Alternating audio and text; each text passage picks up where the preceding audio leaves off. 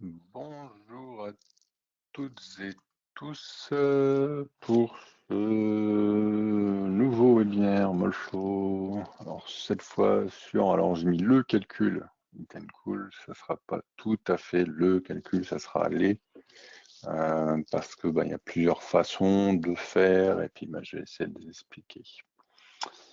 Comme à chaque fois, petit rappel sur la façon de faire par rapport au webinaire. Vous êtes forcément en mute parce que c'est assez compliqué à gérer sinon.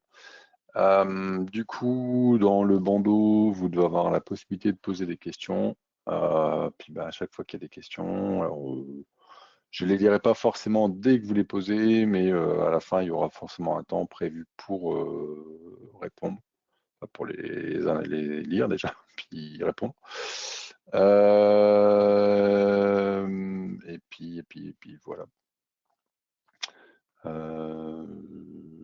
Il commence à avoir du monde. Eh ben, on va pouvoir démarrer du coup. Alors, s'il y a un souci au niveau du son et de la vidéo, n'hésitez pas à me faire savoir.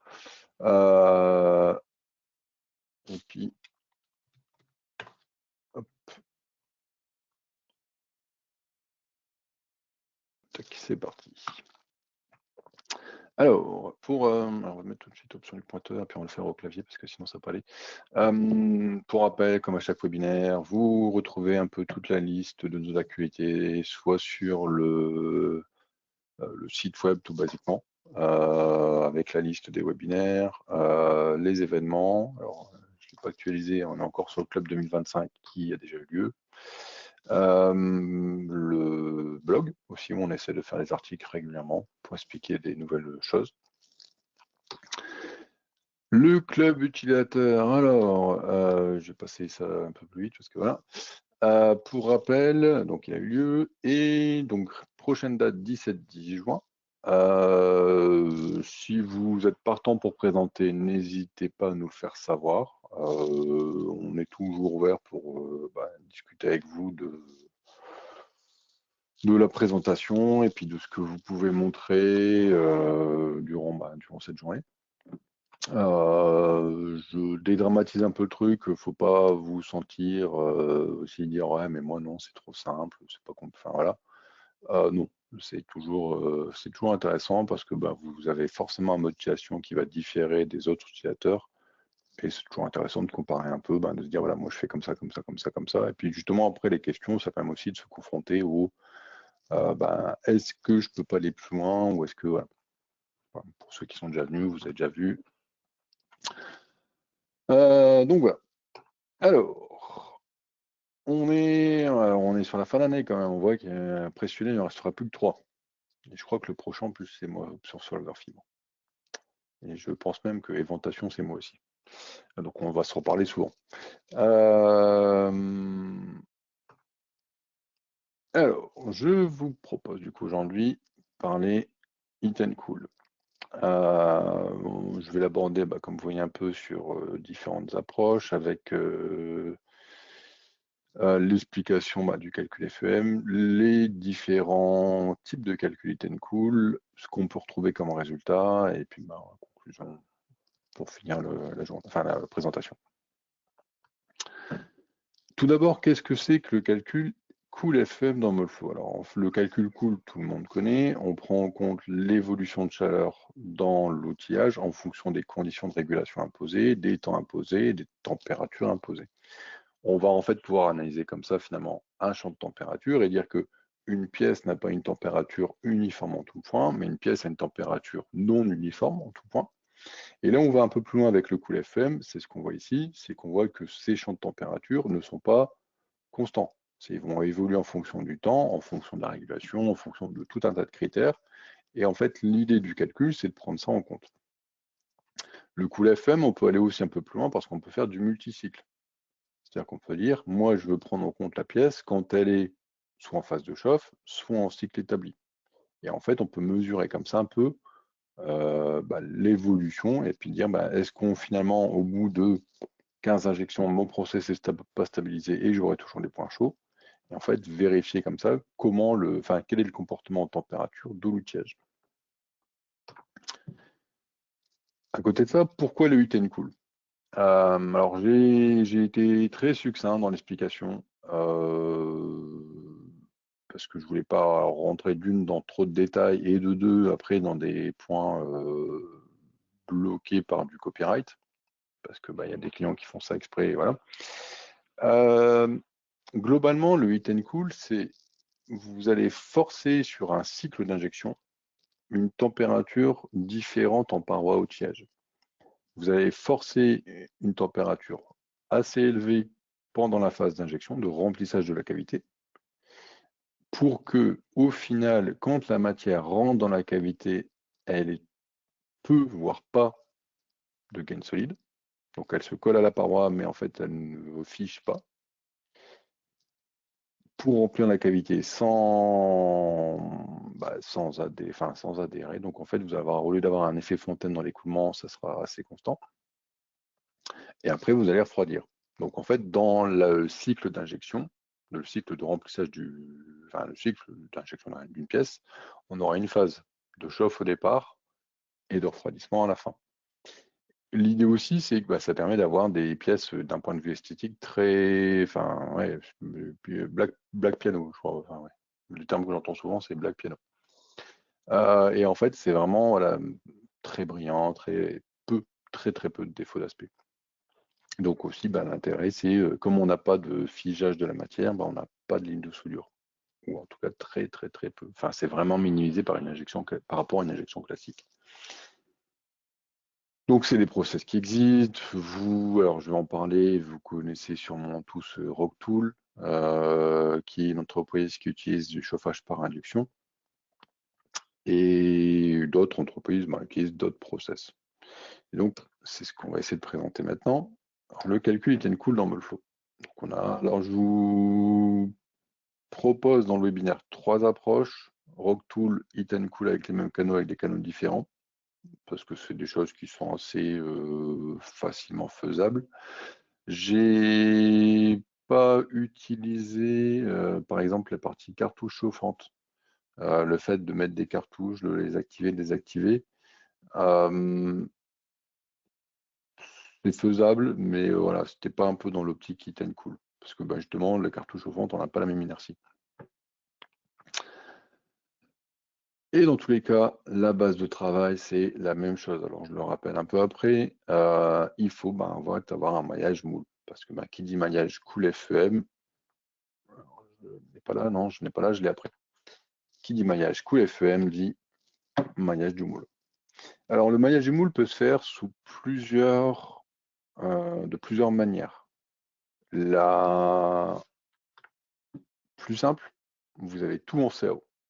Vous intégrez un moule complet dans Molflow et vous le maillez, vous définissez les propriétés qui vont bien, donc bloc de moule, insert de moule, voilà, pour dire ça c'est des éléments dans le moule, en sachant que si j'importe un moule complet comme ça, comme vous voyez, il y a beaucoup d'éléments qui ne sont pas utiles.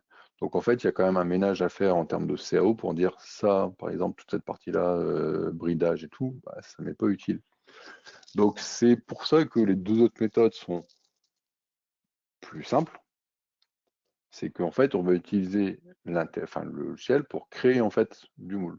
Donc on va créer en fait une enveloppe, alors soit dans une enveloppe externe, puis après récupérer du maillage et mailler. L'avantage, alors c'est que c'est une méthode qui fonctionne à tous les coups. L'inconvénient, c'est que c'est très rudimentaire et que ça va donner un nombre d'éléments assez important. En fait, on passe par la création d'un surfacique puis d'un volumique. Donc on récupère la peau extérieure du moule, on récupère la peau intérieure, donc toutes les zones en contact moule, et on maille l'ensemble. Une méthode un peu intermédiaire, c'est en fait utiliser une fonction qui a été implémentée il y a quelques années dans Molflow pour faire en fait un bloc moule CAO. Alors ça implique forcément d'avoir la CAO de la pièce, mais dans ce cas-là, en fait, on a une CAO du moule. En fait, on va créer un booléen de tout ce qui va être dans le moule, enfin du loutillage, moins tout ce qui est dedans. Donc moins la pièce, moins les canaux de régulation, canaux d'alimentation, les inserts, les multicomposants, enfin voilà. Par contre, dans méthode 2 et 3, c'est ce qu'on retrouve juste ici, on a un bloc. Donc ça veut dire que, alors c'est pas faux, on considère juste que l'échange entre les différents éléments est parfait. Si on veut considérer ça autrement, il faut modéliser, voilà. Alors souvent, un bon intermédiaire, c'est d'avoir au moins certaines parties moulantes prises en compte et autour de ces parties moulantes de faire un bloc de moule fermé. Voilà, ça peut être un bon intermédiaire. Pareil, dans calcul cool FEM, en fait, l'intérêt du calcul cool FEM, je l'ai dit au début, c'est de pouvoir vérifier comment ça se passe en fonction du temps.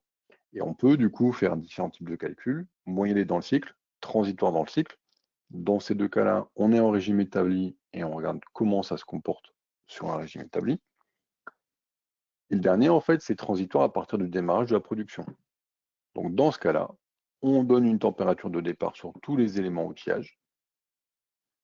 Et après, en fait, le logiciel va analyser, alors en fonction du nombre de cycles qu'on définit, des conditions process et tout, le logiciel va analyser finalement l'évolution. Sur certains cas, un moyenné sur un cycle, c'est très bien. Moi, je sais que je préfère transitoire, au moins transitoire sur un cycle, parce que ça me permet de voir l'évolution sur un cycle. Alors que sur le premier, finalement, c'est un calcul moyenné, donc c'est exactement ce que vous faites avec un calcul cool normal. Mais le dernier, en fait, c'est celui qui donne le plus d'informations. Alors, c'est un peu le plus lourd aussi en calcul, parce que pour le coup, on fait du multicycle. Mais pour la peine, et c'est ce que je marque juste après, c'est idéalement, c'est plutôt ce qu'il faut utiliser quand on fait un calcul cool FM. Parce que par exemple, sur les deux premiers calculs, on est sur un cycle. Moi, ce que j'aime bien quand je fais du calcul hit and cool, c'est de voir en fait sur 2-3 cycles comment ça évolue en température. Et justement, est-ce que ça se stabilise? Est-ce que c'est mal réglé et en fait je vais avoir une chauffe ou un refroidissement trop important? Parce qu'on va voir qu'il y a pas mal de points à valider, à corriger.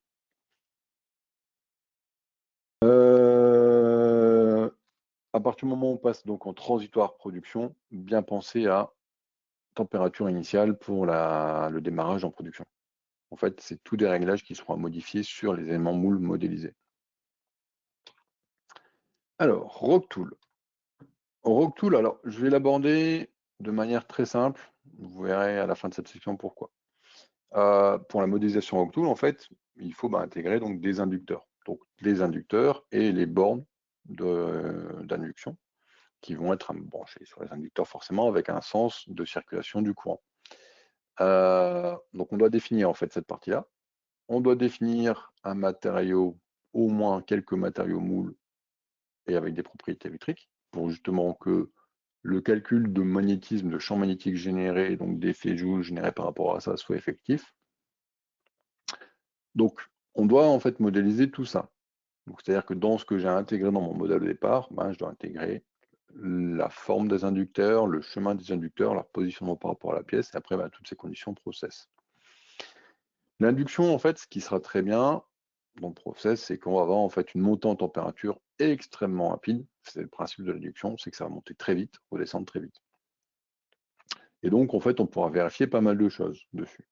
Là où ça reste complexe, et c'est pour ça que je l'aborde de manière très succincte, c'est qu'on va parler d'éléments en fait qui ne sont pas forcément connus, d'éléments en fait par exemple sur le champ magnétique généré, les effets Joule, il y a le courant induit, je crois, en résultat, avec en plus la notion, alors les deux images que j'ai là, c'est pièce réelle, pièce imaginaire, parce que les calculs de champ magnétique considèrent chiffre réel, chiffre imaginaire. Je vous passe l'explication, ça remonte à trop longtemps pour moi, mais voilà, c'est beaucoup plus technique et pointu qu'un Yen Tool classique. Et c'est pour ça qu'après, moi, je vais revenir sur le Yen Tool classique, parce que cette notion d'induction, elle est très spécifique. Mais typiquement, la quantité d'ampères en mètres, la fréquence à définir sur les inducteurs, tout ça, en fait, c'est des choses un peu métier. Et donc, tout connaît ça, ce sujet-là. D'autant plus qu'on a déjà fait un webinaire sur ce sujet en 2021. Donc, si vous avez besoin de vous reprendre, de recomprendre un peu comment ça marche, n'hésitez pas à nous contacter. On doit pouvoir ou vous envoyer l'enregistrement ou le document. Moi, je vais me concentrer plutôt sur l'utilisation en fait, du heat and cool dans des canaux de régulation. Et dans ce cas-là, en fait, alors, pardon, on va avoir deux options avec les mêmes canaux ou avec des canaux différents. Avec les mêmes canaux, en fait, qu'est-ce qui va être euh, différent en quelque sorte? C'est que les canaux donc, vont servir à la fois à chauffer et à refroidir. On peut du coup être amené à avoir une phase de purge pour que on enlève finalement, si c'est de l'air, de l'eau, de la vapeur et tout, euh, en fait, enlever cette partie-là. Donc, on aura une notion en fait de chauffage, purge, refroidissement, purge. Et en fait, ces différentes phases, ben, elles seront à contrôler. On pourra gérer alors la phase de chauffage par différentes méthodes, par du temps, par la température, selon ce qu'on met, si c'est en temps par exemple vapeur saturée par pression, par température eau chauffée, et en fait mettre différents réglages. On pourra même mettre par exemple aussi un délai après la purge d'air secondaire. Alors on va en reparler un peu après. Pareil pour la force de refroidissement, on peut régler ça de manière différente. Et donc après on peut avoir une purge principale. Purge principale. On peut aussi, quand on est en contrôle de température, utiliser en fait un point de référence et dire je veux qu'à partir d'un moment où à ce point de référence tu atteins telle température, alors soit tu allonges, enfin soit tu bloques et c'est bon, soit à l'inverse, c'est ce qu'on voit en bas ici, on peut lui dire en fait moi tu vas allonger ce temps-là. C'est-à-dire qu'on va lui dire tant que tu n'as pas atteint cette température, tu continues à monter. Bien entendu, faire attention à la température cible, nœud du thermocouple. Et alors, on va arriver au point clé et compliqué de ce process. Parce qu'ils font alors, je vais dire, il faut une concordance des temps. Alors, non pas bien faire le subjonctif avec, voilà, mais il faut que la somme de tous les temps corresponde. C'est-à-dire que la somme de votre temps de cycle avec temps d'ouverture, temps de moule fermé avant injection et temps de cycle, il faut que la somme de trois valeurs-là corresponde à la somme de toutes les valeurs que vous avez définies en temps. Sinon, vous allez avoir un décalage. C'est-à-dire que quand le process va démarrer, par exemple, il sera peut-être en phase de chauffe, mais le cycle d'après, finalement, il ne sera plus en phase de chauffe, il sera en phase de refroidissement. Donc, il faut qu'il y ait vraiment une concordance de tous les temps. Et c'est important. Et alors, honnêtement, la meilleure méthode, une feuille à côté, vous notez, j'ai mis telle phase, tel temps, telle phase, tel temps, telle phase, tel temps. Pour cette phase-là, chauffe, refroidissement et tout, tel temps, tel temps, tel temps, tel temps. Et à la fin, vous devez avoir un truc qui dit, au bout du bout, j'ai le même temps. En sachant en plus, pour un peu plus compliquer la chose, c'est qu'il y a des phases qui se font par exemple au début et à la fin. Donc par exemple, les purges qu'on va retrouver là, en fait, elles peuvent intervenir à la fin du cycle et au début du cycle. Et donc, en fait, en théorie, on est sur la partie chauffage quand on est sur la fin du cycle, donc moule ouvert, moule fermé avant injection. On est en phase refroidissement à partir du moment où on commence à injecter. Et en fait, les purges vont venir en quelque sorte faire tampon. Donc bien faire attention à ça, et c'est pour ça que, je vous le redis encore, faire un calcul production avec un ou deux cycles, pardon, deux ou trois, déjà ça permet de voir rapidement, ok, est-ce que je suis stabilisé ou non. Et en fait, vous allez pouvoir, on va voir si on a les résultats, mesurer finalement les champs de température, et puis dire est-ce que je suis ajusté ou non.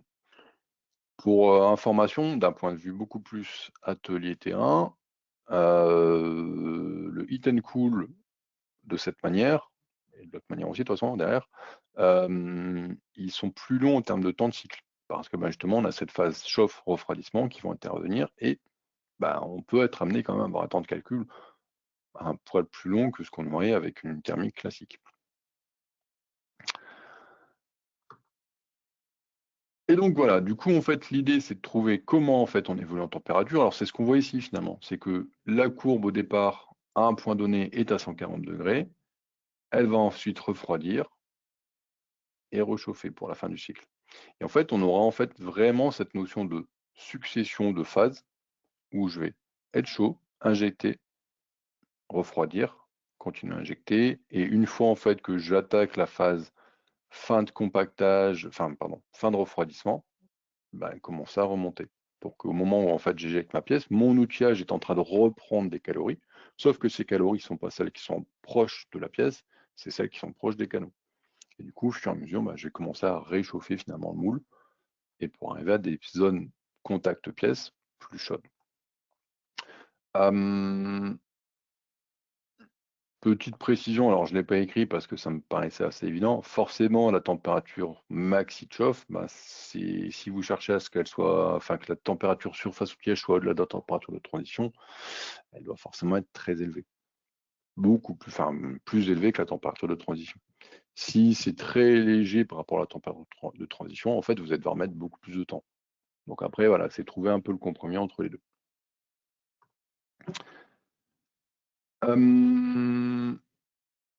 Ensuite, alors, on peut faire du heat and cool avec des canaux différents. Alors, pourquoi je dis canaux différents? Alors, sur le principe, c'est canaux différents et pas. On peut faire un peu les deux. Il existe en fait une condition limite. Alors, pardon. Pour la première, vous avez une condition limite entrée de chauffage rapide et refroidissement rapide. En fait, une condition limite sur l'entrée d'eau. Et c'est ce qu'on voit en rouge. Bien entendu, j'ai pas d'image.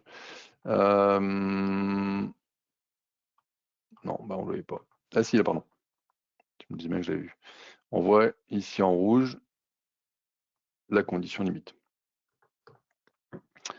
On a aussi une condition limite, donc entrée de régulation contrôlée par thermocouple. Alors, qu'est-ce que c'est contrôlé par thermocouple?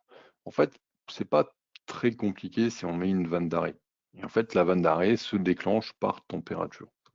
Donc, on va dire qu'on a deux phases sur la circulation d'eau. On peut avoir un canal qui fait circuler de l'eau à une certaine température, puis passer alors, à un certain temps, à un certain critère.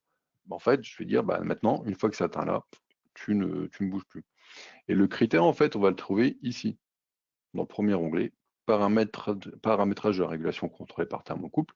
Et on peut faire une durée, et pareil, on peut faire durée, température, pour justement forcer finalement une montée en température et une montée en débit différente. Alors je suis désolé, sur les courbes, j'ai inversé rouge et noir. Donc la rouge à gauche et la rouge à gauche et la noire à droite. Et en fait, on voit bah, que l'eau va circuler ou pas, et que du coup, en fait, on va avoir une certaine évolution de température. Et donc, l'idée, c'est ça, c'est qu'on peut cumuler plusieurs circuits de régulation sur la même pièce, avec certains circuits qui vont avoir une circulation variable, en quelque sorte. Ça circule plus. Et les circuits, pour le coup, qui ont une circulation continue. Alors, c'est la même chose pour les heat and cool avec les canaux identiques. On parle des canaux, en fait, qui font que du heat and cool. Et qui, en fait, après, le reste des canaux peuvent ne faire que de la refroidissement, de régulation classique. Alors, qu'est-ce qu'on va retrouver en termes de résultats maintenant? En fait, alors, à la fois beaucoup et à la fois pas grand-chose. À la fois beaucoup parce qu'au final, on va pouvoir monitorer comme ça. Alors, là, j'ai mis les résultats transitoires. Si vous vous souvenez la méthode, je vous ai dit transitoire production. En fait, on aura la possibilité de voir transitoire en production et de mesurer finalement l'évolution de température au début du cycle, puis à la fin du cycle. Et donc pouvoir dire comme ça bah, comment la température est quand je commence à remplir ma pièce. Et en fait, regardez finalement par rapport à ça comment ça se passe sur les canaux de régulation. Donc, on pourra en fait suivre comme ça l'évolution sur les canaux. Alors, à la manière d'un calcul classique, ou l'FEM classique. On pourra, je devais avoir une animation qui démarre, voilà.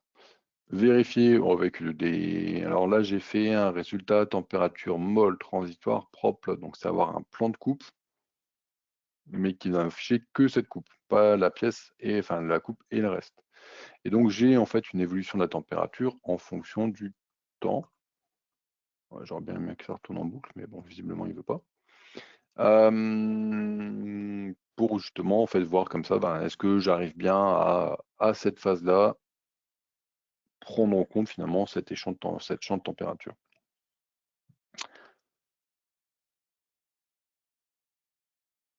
Ce qui va compter, alors surtout, très comment dire, mais c'est qu'est-ce qu'il voit en termes de température quand il démarre mon calcul de remplissage. Et c'est ce qu'on voit ici, c'est que justement, alors j'ai pas un réglage top sur ma pièce parce que finalement, je suis chaud au départ. En fait, on voit que je remonte. Donc, ce qui veut dire que par rapport au réglage que j'ai montré sur la température des canaux, je suis pas encore idéal parce qu'au final, cette valeur-là, je devrais la retrouver ici. Et en fait, ne faire que de la chute et un bout de remontée à la fin. Et donc, l'idée, en fait, c'est surtout que quand je démarre mon calcul de remplissage, il voit que mes champs de température ne sont pas les mêmes, il voit que mon écoulement ne voit pas la même chose, et en fait, je suis capable comme ça de considérer un peu ce qui va se passer dans l'atelier. Donc, tout ce que j'ai fait en thermique, ben, c'est surtout pour voir un peu comment mon remplissage se fait, et est-ce que, alors, est-ce que je vais en fait avoir une top pièce qui va bien réagir en termes de retrait, température, pression, tout ça. De manière alors très, enfin, c'est un raisonnement logiciel. Vous aurez en fait forcément un résultat ligne de soudure. Sauf que la criticité de la ligne de soudure, elle sera largement atténuée. Parce que lui, en fait, il va avoir ligne de soudure parce qu'il y a une rencontre de front. Comme vous pouvez voir, en fait, quand vous regardez les résultats de la ligne de soudure, vous voyez que bah, il en donne juste parce qu'à un moment, voilà, la matière elle vient se recoller à un endroit. Mais c'est juste, voilà, c'est pas une vraie ligne frontale. Donc, il vous en mettra quand même. Mais après, clairement, si vous surveillez la température, si vous surveillez la pression, vous verrez en fait qu'il y a plein de choses qui sont largement mieux qu'un remplissage classique. Et on va donc arriver pas loin de la fin. Donc, dans ce webinaire, je vous ai présenté un peu les différentes possibilités de jouer justement sur le heat and cool dans Molflow. Donc, chauffer et refroidir. L'induction, comme j'ai dit, c'est déjà un peu plus technique parce qu'il faut quand même pas mal gérer, connaître déjà basiquement le champ magnétique et tout. Et les deux process heat and cool, canaux différents, conduits identiques, pour justement pouvoir gérer finalement des entrées, des arrivées d'eau chaude, arrivées d'eau froide dans un même système de régulation ou plusieurs systèmes de régulation. Et donc maintenant, on peut arriver à la phase de questions.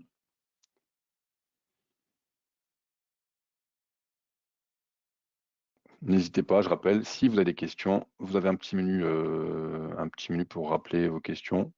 Et enlever ça, voilà.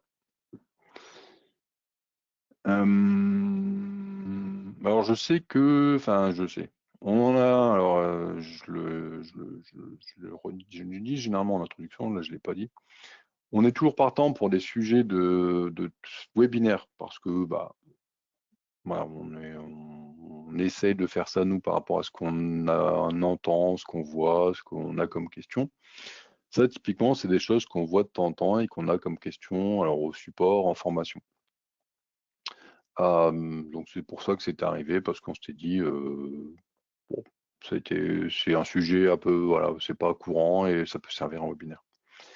Alors, j'ai une première question. Pour réaliser une étude Heat and Cool, quels sont les prérequis pour la matière plastique en termes de caractérisation de la matière dans la base de données que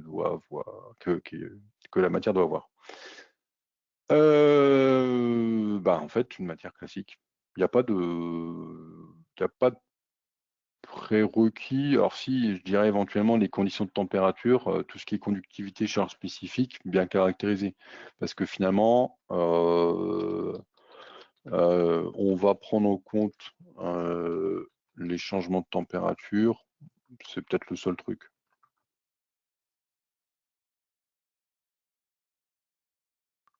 Parce que si c'est qu'un point, alors ça sera pas forcément dramatique, mais ça sera forcément moins précis.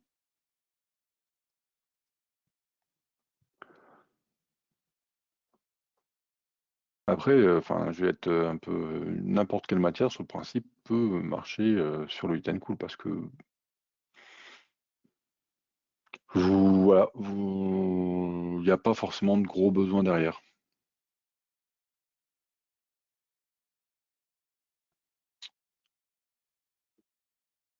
Est-ce qu'il y a d'autres questions?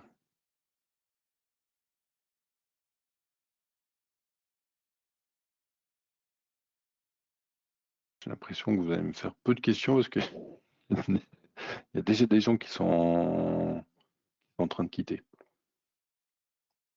Alors après, je vais revenir un peu le point en fait qui est vraiment pour moi problématique, c'est en fait bien comprendre ces phases. Et le schéma en fait, alors est très compliqué quand on le reprend comme ça, mais après il est assez logique. C'est qu'en fait il faut que chaque phase, donc entre moule ouvert, moule fermé avant injection, moule fermé tout court, bah, il faut que sur chaque phase on soit à peu près dans la même plage. C'est-à-dire qu'en général la phase moule qui se ferme et moule fermé mais sans rien faire, bah, c'est plutôt la phase de chauffage. Le reste, ça sera la phase de refroidissement. Et en sachant que la phase de refroidissement pourra s'arrêter avant pour réattaquer la phase de chauffage. Euh, Alors, j'ai une question par rapport à Rocktool. Est-ce qu'il est nécessaire de modéliser la couche d'air? Alors, pas forcément une couche d'air. Et je crois que j'ai une image ici, ouais. Effectivement, je l'avais écrit, je n'en ai pas parlé. Il y a des règles de maillage qui doivent être adaptées. Alors c'est bien expliqué dans l'aide, c'est pas forcément simple, mais c'est bien expliqué. Effectivement, il faut que pour que d'un point de vue calcul, ça soit fonctionnel, on doit mettre beaucoup plus d'éléments pour, en fait, typiquement, c'est ce qu'on appelle un effet de peau. Mais de souvenir, par contre, je suis pas sûr que ça soit couche d'air. Je pense qu'on peut faire avec on dire que c'est en contact et que ça fait un champ magnétique tout de suite. Pour moi, ouais. Parce que tout ce qu'on avait eu de documents par rapport à Rocktool, ils n'en parlaient pas.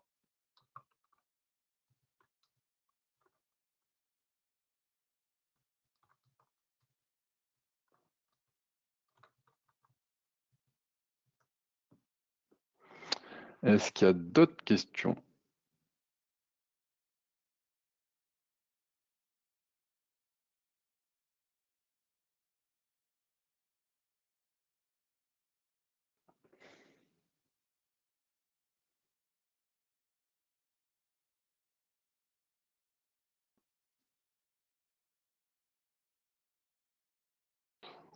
J'ai un peu l'impression que non.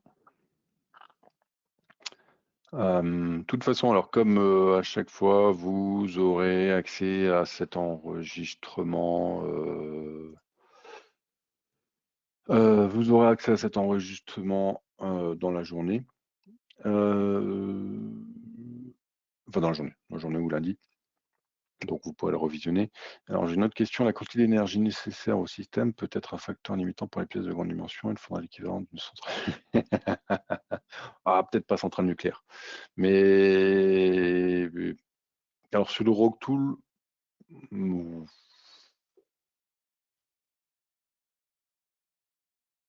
Rocktool, ouais, c'est possible. C'est possible que la quantité d'énergie, parce qu'en fait, si on doit chauffer beaucoup fort à un instant, enfin voilà.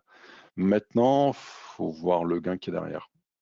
C'est toujours pareil. Je sais que Rocktool, alors, pour le coup, on les connaît, on a déjà été les voir, enfin, on a pas mal échangé avec les utilisateurs chez eux. Il y a un point que j'ai pas précisé quand j'ai parlé de qualité de pièces. En fait, Rocktool, l'avantage aussi, c'est qu'on peut injecter des pièces beaucoup plus fines. Donc, il faut aussi voir le gain après en termes de matière. C'est pas forcément un gain négligeable. Et ouais, ça peut. Je comprends, ouais, il y a un surcoût, de toute façon. Alors forcément, il y a un surcoût, de toute façon, que ce soit Rocktool, les deux process Heat and Cool, il y a un surcoût qui va être soit par les équipements et l'énergie pour Rocktool, soit par le temps de cycle pour les autres. Maintenant, ce qu'il faut voir, c'est ce que vous pouvez gagner derrière, en qualité de pièce, en étape de réalisation de la pièce plus facilement, plus rapidement. Enfin, il y a plein de points qui sont à prendre en compte dans la balance. C'est pas simple parce qu'au départ, on n'a pas forcément tous les éléments en main. Mais voilà, faut pas le négliger.